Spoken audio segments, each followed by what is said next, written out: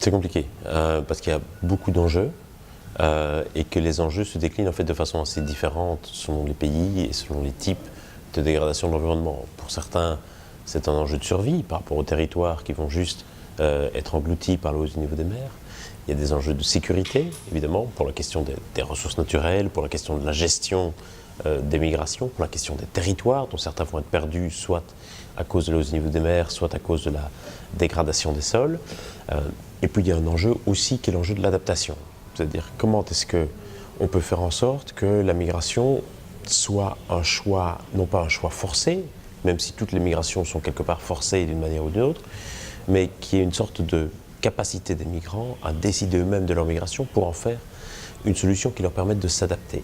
Et ça implique des enjeux pour les migrants eux-mêmes, mais aussi pour les communautés d'origine et pour les communautés de destination. Est-ce que les migrants vont représenter une ressource pour les communautés de destination ou un poids pour les communautés de destination? Est-ce que pour les communautés d'origine, ça va être quelque part quelque chose qui va les rendre plus vulnérables parce que les migrants seront potentiellement jeunes, seront potentiellement de la main-d'œuvre active, ou est-ce qu'au contraire, ça va les rendre moins vulnérables parce que ça allégera un peu la pression sur les ressources naturelles? Donc il y a toute une série d'enjeux au niveau local qui trouvent, par rapport au changement climatique, place dans un cadre plus général qui est celui quand même de la responsabilité du changement climatique, des questions de justice climatique, des questions de pertes et dommages maintenant qui sont discutés dans la négociation. Et donc voilà, tous ces enjeux s'imbriquent les uns dans les autres, et je dirais que ce que peut faire le gouvernement dépend beaucoup des situations locales.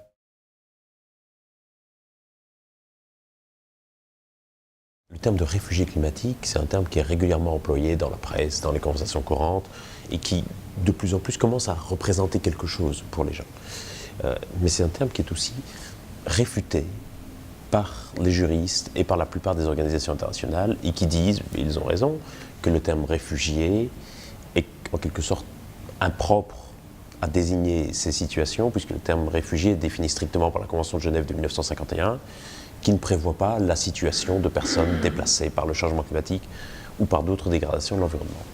Et donc pour cette raison juridique, on a utilisé d'autres termes. On a parlé de migration environnementale, on a parlé de personnes déplacées dans le contexte du changement climatique. Donc on a fait des circonvolutions pour éviter de parler de réfugiés climatiques. Or je pense qu'il y a une bonne raison de parler de réfugiés climatiques. C'est le fait qu'au cœur même de la notion de réfugié, il y a la notion de persécution. Et c'est ça qui fonde, quelque part, le terme de réfugié. Et je pense qu'en parlant de réfugiés climatiques, c'est aussi reconnaître le fait que ces réfugiés sont les victimes d'une persécution que nous leur infligeons via le changement climatique. Et que le changement climatique est une forme de persécution à l'encontre des plus vulnérables. Et donc, moi, il me semble que utiliser le terme de réfugié climatique, c'est une façon de repolitiser cette migration. Et trop souvent, on va considérer que ces migrations environnementales sont à part des autres migrations parce qu'elles n'auraient pas de raison politique et que quelque part ça serait des migrations inévitables, résultat inévitable du changement climatique. Et je pense que parler de réfugiés climatiques, au contraire, c'est repolitiser ces migrations et c'est aussi refuser quelque part que le droit international s'arroge un monopole sur l'utilisation du terme de réfugié qui est un terme de langage courant. Et donc je pense qu'il y a certes des raisons juridiques pour ne pas employer le terme, mais qu'il y a des raisons politiques qui me paraissent beaucoup plus fortes pour employer ce terme de réfugié climatique.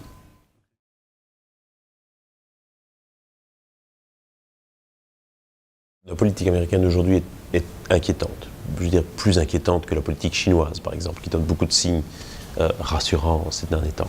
Et il est certain que l'action de l'administration du président Obama a été relativement décevante sur le plan climatique. On en entendait beaucoup.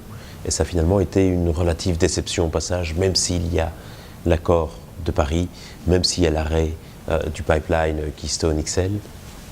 Globalement, l'action du président Obama a été relativement décevante en la matière.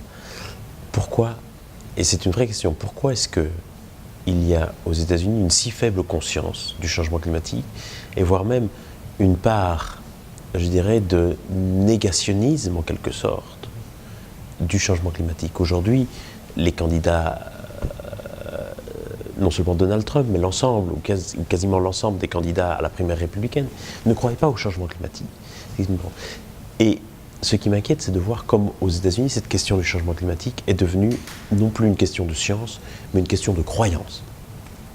Et donc si vous êtes favorable au port d'armes, si vous êtes opposé à l'avortement, si vous êtes opposé au mariage homosexuel, alors vraisemblablement, vous penserez aussi que le changement climatique est une blague et un complot. Et donc je suis inquiet de voir que cette question scientifique, aujourd'hui, n'est plus du tout questionnée en termes de science, mais questionnée en termes de croyance, en termes d'idéologie. Ça me paraît extrêmement dangereux et ça me paraît aussi être une des raisons pour lesquelles les Américains ne s'en préoccupent pas davantage. C'est parce que la question simplement ne fait pas consensus au sein de la classe politique américaine comme elle peut faire consensus dans la classe politique européenne.